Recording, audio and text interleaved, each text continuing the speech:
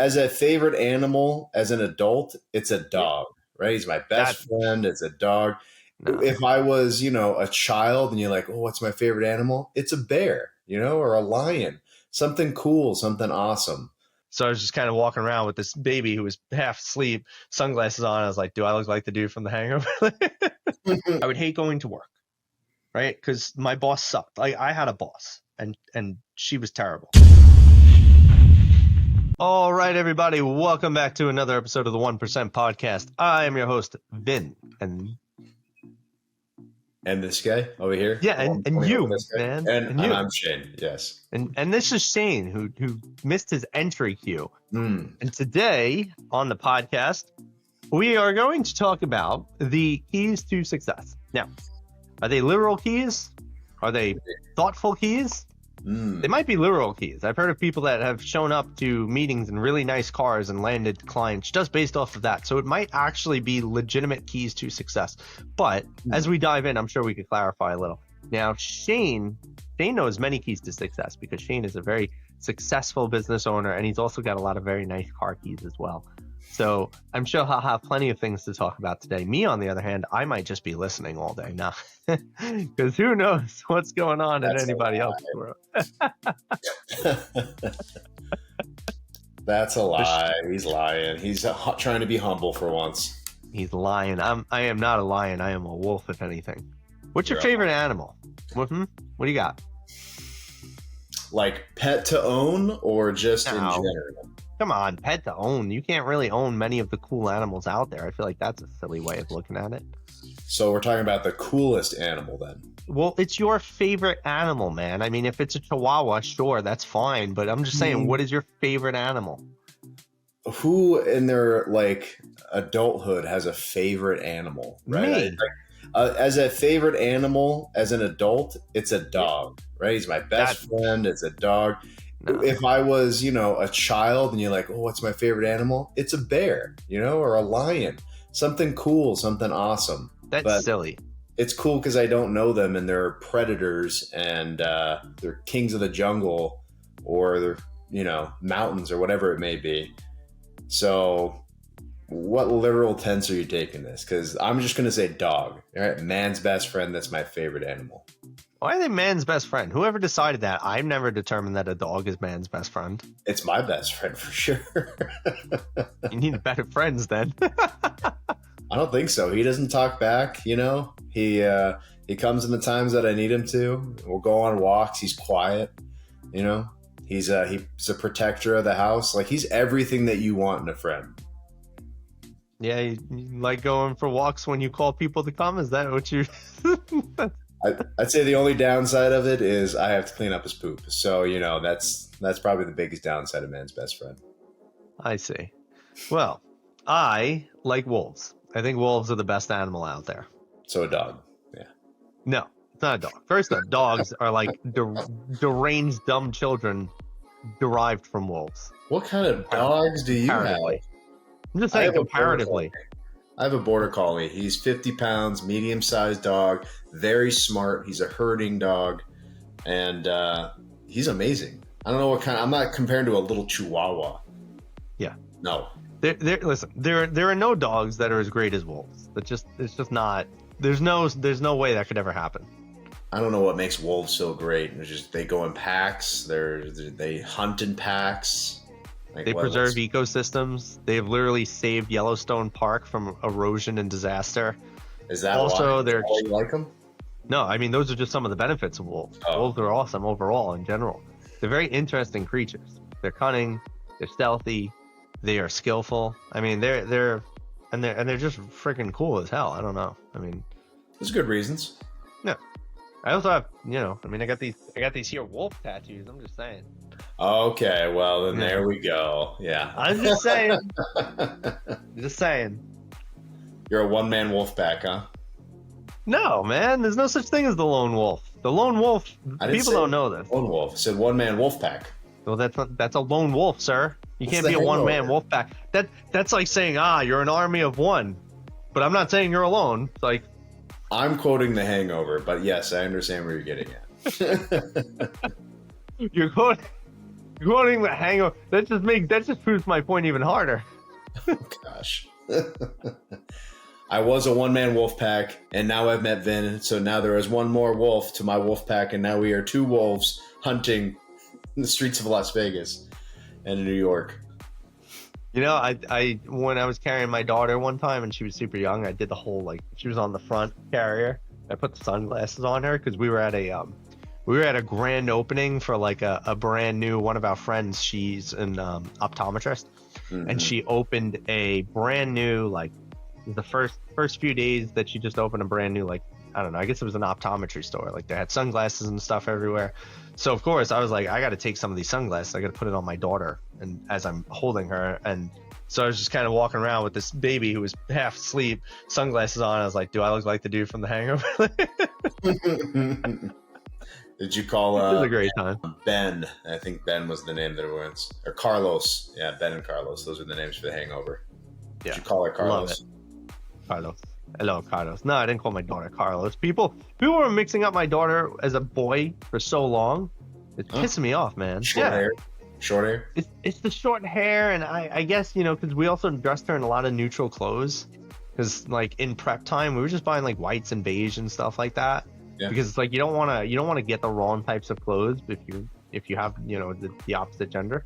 So that's how we are with my kid. I don't like pink and purples and stuff like that, though. Oh no! Now that my daughter is older and she's got earrings and stuff, I want her in, like, pinks and dresses and all that. Like, I love when my daughter looks cute. But before, people were coming up to her, they'd be like, "Hey, little buddy," I'd be like, "What'd you just say?" To be honest, that actually makes sense, because when my son was that age and they thought, like, he was a girl, I was like, it's a boy. It's like almost slightly offended, like, it's a boy. It's like, oh. People would be like, "What's his name?" I'd be like, "She is named Sage." Exactly. Oh, okay. You telling me I got a handsome girl? Very handsome. And apparently you have a beautiful son. He's now getting a mustache. I must ask you a question. So, why don't we jump into these here keys of success? Is it navigating adversity when people think our children are the opposite gender? Why not? I mean, I think that's a pretty good segue. What do you think are some of the keys of success? Because I feel like there's so many different keys, just like there's so many different locks in the world, right? Because different locks are opened with different keys, right? I mean, you get a master key sometimes and it could open multiple locks, but it still won't open every lock. So to that point, I think success is that intricacy. There's many different locks, many different ways to open it. What have you found as some of your major keys for success? It really is. It goes through phases. I'd say the first phase is definitely, you know, strategy and planning, foreshadowing, and testing and trial and error. Number 2 would be systems and processes, would be essentially getting your SOPs down, your standard operating procedures, making sure that you dot the I's, cross the T's and everything. Number 3 would be people. That's probably the most crucial part. And, you know, Vin hears me talk about this a lot too, as far as people's concerned. It's hard to find good employees, you know. It's hard to find good ethical people that's going to work for you, work with you. And I think that's very important. And once you do find good workers, don't let them go. It's more important than clients. It really is, especially for scalability. Once you have your planning done, your strategy done, your foreshadowing, your mapping, you have your operations, you have your people. At this point, you're going to talk about scalability, which is really goes, you know, hand in hand with marketing, figuring out your audience, figuring out your pain points, essentially finding out who your competitors are, seeing what they're doing, essentially emulating what they're doing. There's no point in recreating the wheel and kind of, you know, copy, rinse, repeat. I would say the last one is, you know, and this is essentially going to be continual, is tweaking, finessing, constantly changing, adapting to times. You know, we live in this crazy world. One of my favorite episodes that Vin and I did, and I want to do another one again because it's already, I learned more information, is AI.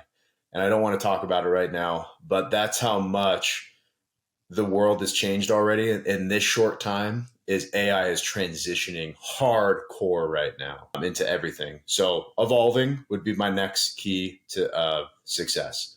Those five I think are very, very crucial. Man just gave you a janitor ring worth of keys of success. I got nothing left to contribute. It's a great podcast, everybody. It's good. We'll see you next week. I hope you enjoyed Shane's monologue with his jingling key ring here. Right. It's only 5 keys though. It's not super big janitor one. You'll be able to find each key. Yeah, it's like you're an apprentice janitor with that key ring. Yeah. Maybe I got a few more keys. I think, it's interesting because Shane's not incorrect. He talks a lot about it from the business side. But I think that a lot of the times, and people always miss this, is the value of the mental, emotional, relational side. And well, he talked on relations, but for me as a coach, it's funny because we sell the service we sell is intangible to some degree, yet it's actually one of the biggest keys that you could have if you want to be successful. People love to ask me, and this is one of the biggest questions I have all the time when trying to overcome objections of people saying, well, what is the ROI I'm going to get from working with you as a coach and blah, blah, blah. And it's like, dude, I don't know. I truly don't. I could tell you what other clients have done. I could tell you that one of my clients was able to raise $250,000 in a startup. I could tell you one client didn't get divorced from his wife. I could tell you one client was able to become a better leader, which allowed him to put together a better team, which allowed him to then generate another $5 to $10 million in his business.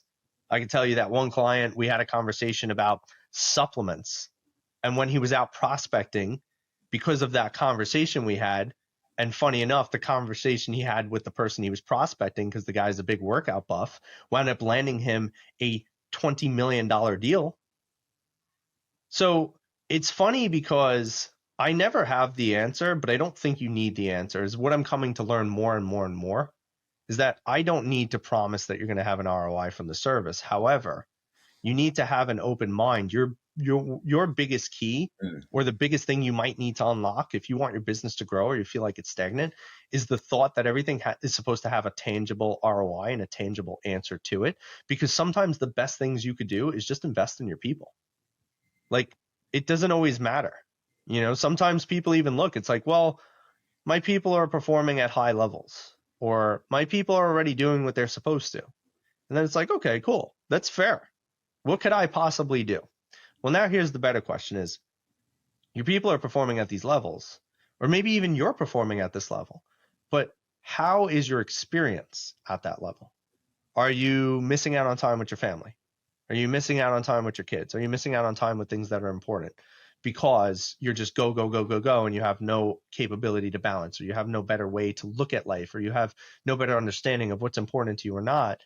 So I guess the long-winded thing here that I'm bringing up is that you have to invest in yourself. That's one of the major keys. You have to invest in your people. You have to invest in your organization. Time and time again, I see that one of the biggest things, and Shane said, invest in your people, right? Or spend time putting together a good team. Part of keeping a team at high performance or peak performance is that they are taken care of too.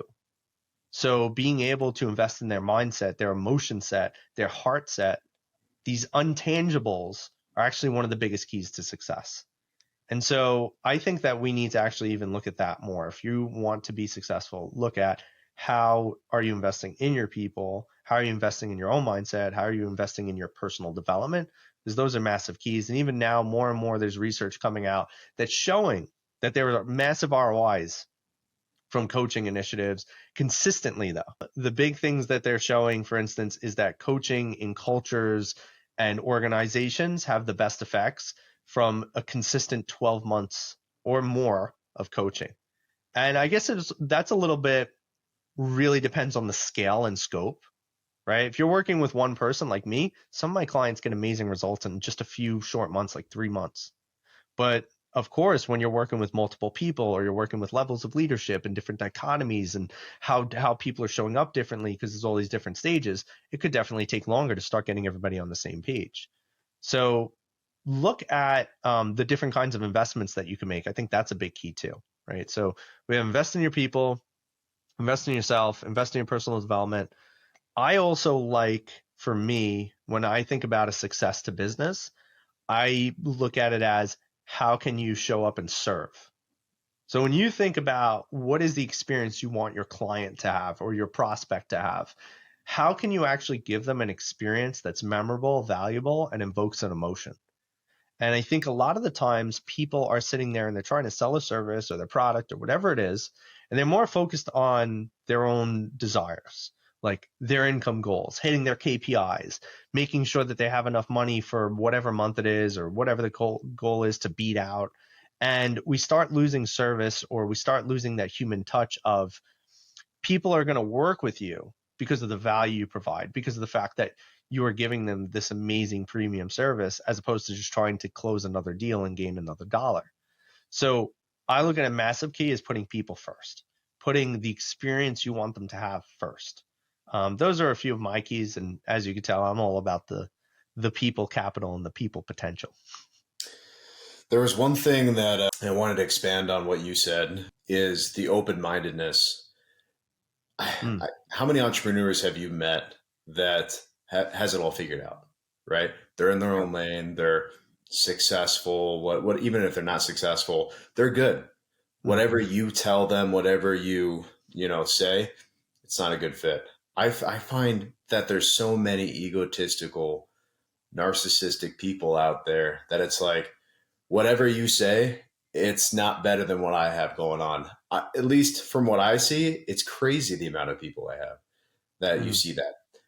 The truly successful people are exactly the same type of people as Vin is talking about, or himself.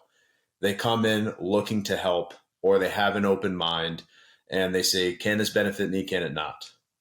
Which I thought was, very nice as far as having an open mind. There was one other talking point that you talked about, which was investing in yourself.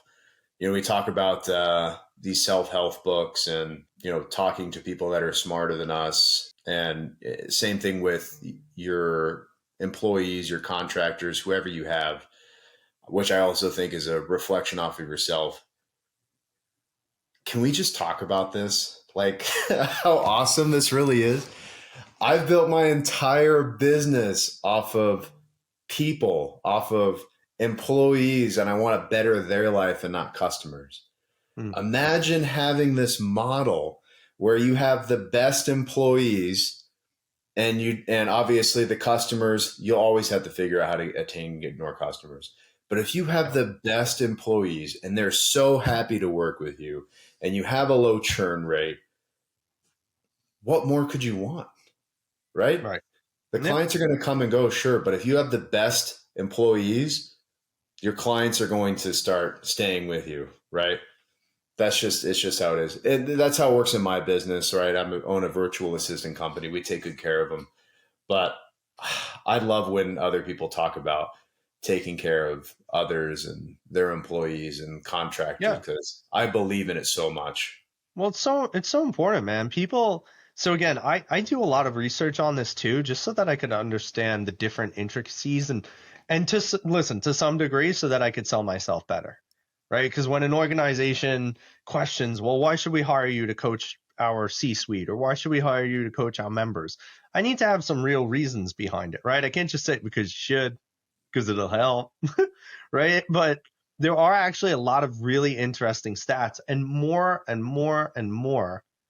As stats keep coming out, as coaching becomes more mainstream, as personal development becomes more talked about, more and more and more, the companies that increase or put these initiatives in, there's a upfront cost, right? And that's what people don't want to do. They don't want to make the upfront investment. However, when you look at the upfront investment, the long-term outcomes are so much better, because what winds up happening is you start increasing things. Like, for instance, there was this one I forgot what I was looking at. It was some sort of research that was done. I wrote a whole article on this. People could check it out. It's on my website. It's a blog about post-COVID, like employee engagement, things like that.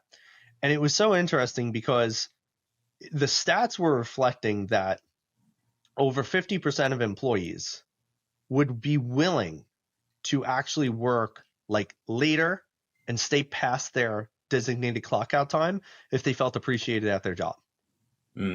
Like not asking for overtime and extra pay, like literally just they're happy to put in more effort because they feel taken care of. And Amen. it's funny because then the contrasting side, and I even bring this up to people. Think about it like this. If any of our listeners out there, if you guys are 9 to 5 employees or you've ever been a 9 to 5 employee, maybe you'll agree with me. Maybe you'll know what I'm talking about right now. I've been a 9 to 5 employee a lot longer than I've been an entrepreneur. So this is still fresh in my mind.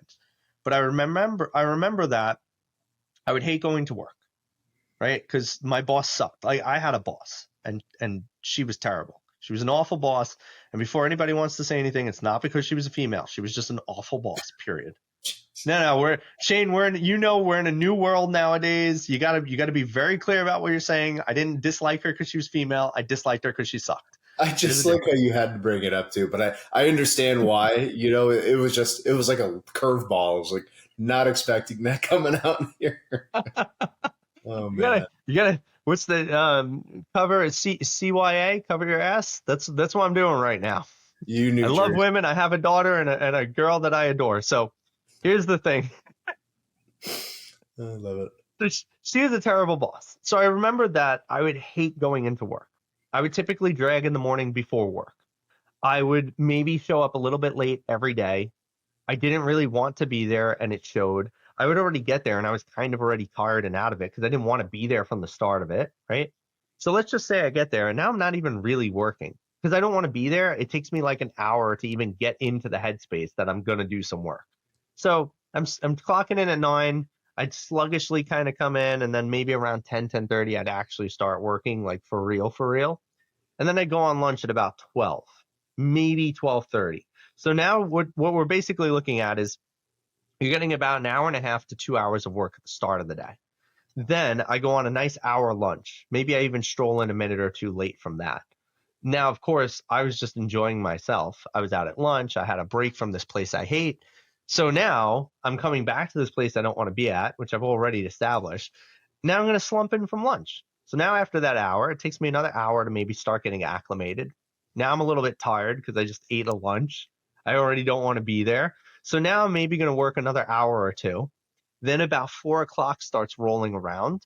And now I'm like counting down the minutes. Now I'm getting distracted every few seconds because I'm like, oh, baby, one more hour. And I'm starting to check my phone. Maybe I'm starting to see if I'm going to make some plans. Maybe it's like, oh, the day's almost over. I can't wait to get out of here. So now my mind's on everything but work. And that's your typical 9 to 5 employee that doesn't like their job, that doesn't like their leadership, and that doesn't feel like they're appreciated. The reality is that typical employee, you are actually only getting 3 to 5 hours of work out of that person per day, if even. So imagine like, oh, I don't want to invest in coaching. It's going to be a lot up front. It's going to cost me thousands or whatever the case is. And it's a lot of work. And I don't know what the ROI is going to be. Well, the ROI is you're going to have employees that will actually work maybe for 6 hours a day or 7 hours a day, or maybe they'll even stay a little bit later because they feel appreciated and you've paid them more money, or you've given them better circumstances, or you've shifted the culture, or you've brought in better leaders, or whatever the case is. But you start doing that, all of a sudden there's your ROI. The ROI is your employees just doubled their productivity instantly. Well, not instantly, but whatever. After a little period of time, your leadership got better. There's better service for your clients. Like the ROI might not be tangible, but it makes a lot of damn sense if you actually look at what's going on in your organization. And then you look at how can you make your organization better for the people in it, whether it's more pay, no questions asked about sick days, things like that. Leaders, or I should say bosses, don't want to give up control. But the thing is, like, you're dealing with grown adults. You need to give up some control some of the time.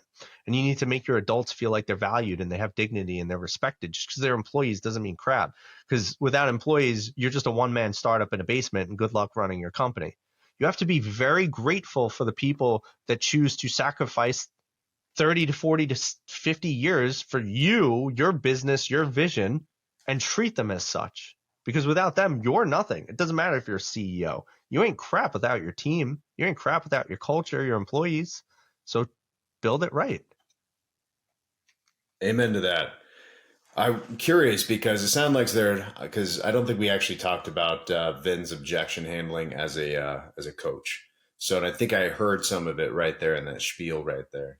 But I'm curious here, just a quick, switch. because I want to hear, Mm-hmm. about the keys of success. If you did have any other jingling keys on top of the three that you already mentioned. But the one that I really want to talk about here is I want to bring it back to these egotistical, narcissistic, successful business owners that you probably deal with more than I do as a business coach, who is like, I don't know why I jumped on this call, right? I don't know if you can help me. How can you help me? Despite an ROI, like, what are the types of things that you see that you overcome in clients and potential clients? The biggest thing that I do is, and perhaps this is the key, another key to success in the way I overcome objections, right? Is there's a few different ways to overcome objections, right? One is being able to put out the objection before they think of it. Like for instance, like, hey, like I know coaching doesn't have any tangible ROI. So it might be hard to think about, right? Like maybe that didn't even come into their mind yet, but you say it. So you're basically doing mind reading and you're disarming them before they could come up with a reason as to not to work with you. So key to success could already be knowing what the flaws of your industry is, right? A lot of people don't want to hire a coach because there's an issue with the ROI ideal. But I also like to give people an experience. I think experiences are the keys to everything in life because we are all emotion-driven creatures. So in my calls, when I'm getting on with people, my goal is to coach them essentially for free in that moment. And if they like the advice that I give, all of a sudden, we might get a client. We might get somebody that wants to continue the process and continue working with me. So I like to look at things like that as, can I just create an experience for somebody? I think that's the massive key to success and the best way to overcome an objection, because an objection just means you can't see the outcome happening. Like you can't see the vision. B, you're unclear as to how you'll achieve the vision. Like what if somebody, actually, Shane, you and I were talking about it. You were dealing with a marketing guy who was like, hey, just trust me, I'll get you the outcome. But he didn't provide you any clarity or steps. It's very difficult to want to purchase a service when you can't see the map. It's like, okay, I see I'm at A.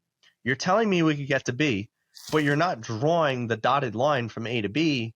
So because I can't see it, it makes it hard for me to trust you, especially if I don't know you.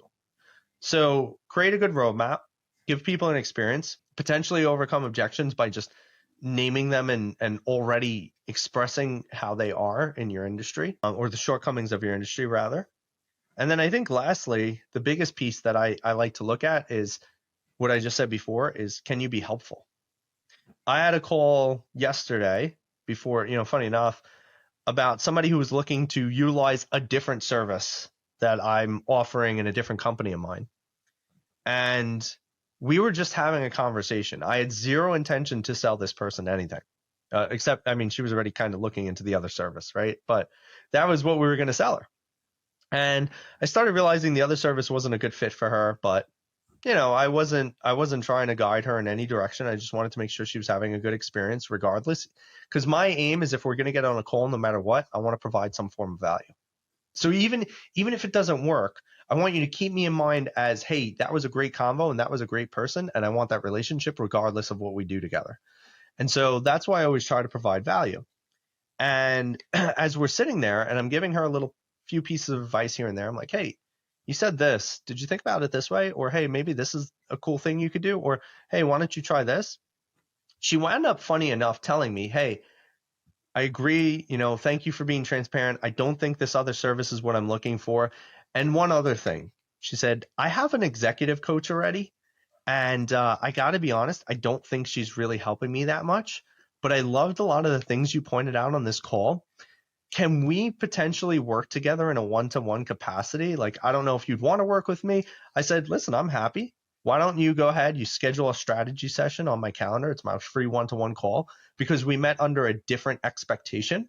Let's really set the right expectation. Go fill out this form, put down the things you're working on, the things you want to achieve. Let's really have a true structured one-to-one strategy session where I could see if I could create a roadmap from your blockages to your goals. And if it makes sense, let's then create this relationship and go work together. So I think the biggest thing that I always love to do, and I keep saying it, is like the biggest key is just look to provide value. And, those are a few of the other keys. So I hope that answered your question. I might have gotten far from it, but I don't think it ever gets far from it too. I love because you elaborate and it just makes a crystal clear sense, which I think is why you're a great speaker. You paint the story, right? I'm short, sweet, to the point, which is why my wife married me. boom. No, I think this was a good episodes. Obviously, I think we'll probably do a part 2 of keys to success because it really is just endless, and there's so many different variations of what you need to do. You know, my 5 keys to success overview of a business standpoint, and then Vin's very detailed keys to success as far as, I mean, having the right mindset, treating your employees great, keep an open mind, investing in yourself, and even give us tidbits of objection handling and his process here. By the way, if you guys don't know, I'm also a client of Vin's, have been for a few months now. He's phenomenal. So for our 39 subscribers at the moment, you need to check him out, send him a DM, slide right into there, and fill out that form, give him a chance. You'll love him. Yeah, man. And Shane's going to give me a cool testimonial I can put on my website soon. So look for Shane's pretty face on there. I'm just waiting to be asked. That's it. I love it. Well, you know what? And I think we could also expand on this further. And we won't today for time's sake because nobody wants to hear us any longer. I'm sure it's been a bit. But I just thought of a few more keys because for me, I've created this concept in my coaching business, right? Like I think some coaches are known for something and others are more general. And I've really been figuring out my biggest thing, the thing I love, my favorite thing that has not only transformed my life, but has been transforming the lives of my clients is self-mastery. And with that, I've come up with the 5 aspects of mastery, which are my concepts for the only 5 things you can control in this world. And if you truly understand these and you truly break down every situation in your life to these 5 things, you can really start creating the outcomes, or as I like to say, you start consciously creating life instead of passively experiencing it.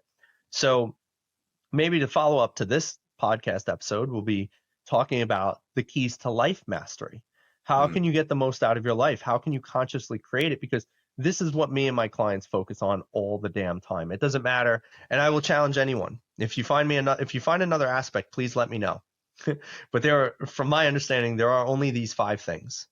And the biggest challenge that I give to all of my clients is no matter what, whether it's life, it's business, it's romance, it's friendships, it's your relationships with your children, your spouses, it doesn't matter because these 5 aspects work through and through. And there is nothing else that you can do except for focus on these. So I would love to sit there and just do a whole episode on that. And Shane, I'm sure you've done these things well, because this is the funny thing, is that successful people have a good handle on these 5, whether they realize it or not. But I'll give you all the real clear definitions, and we'll make it another 5 keys to put on your little jingly janitor ring. I mean, I'm already excited to hear the 5, but did you guys hear when Vin said spouses? Spouses. Interesting. Spouses. Hey, listen, whenever you go out for a drink, or me specifically, and I don't drink, but like I'll hold up a seltzer, right? I always like to be the one that says, hey, we need to have a cheers. And my friends will be like, well, what's your cheers? I'm like, well, I have 2 favorite ones. One of them is cheers to staying positive and testing negative. And the other one, which got me a very interesting stare from my girl. Oh boy. Was when I said, cheers to our wives and our girlfriends. May they never meet. That's a classic one. There's a good joke behind that one too, but we'll save that for the next podcast. I love it. All right, everybody. Well, thank you for joining us again on the 1% Podcast with your keys to success. We're hoping that you are starting to build out that key ring. We will continue to give you more. Maybe we should keep that as like a running thing, Shane. We can make like the key ring a thing that we feature on our website or something. All right, we'll talk more about this later. But anyway, thank you, everybody, for joining us. Please throw us some comments. Tell us what you think. Make sure to give us some reviews. We want to get up in the ratings. We really want to show up and support more and more entrepreneurs and people who are looking to elevate their lives. And you could be a massive part of that by just liking, subscribing, sharing it, rating, comments, any engagement. We are super grateful for. If you want to reach out, DMs and emails, those are all great too. But we look forward to seeing you next time on the 1% Podcast. I'm your host, Vin. And I'm Shane. And we'll see See you. you guys.